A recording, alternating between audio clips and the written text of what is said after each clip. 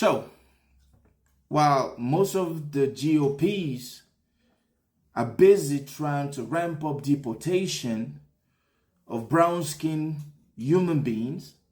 while most of the MAGA nation are busy everywhere, every chance, demonizing some of our Latinos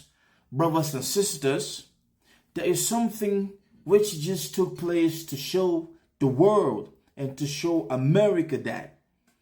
Latinos are part of America, and this great American dream that everybody dreams of,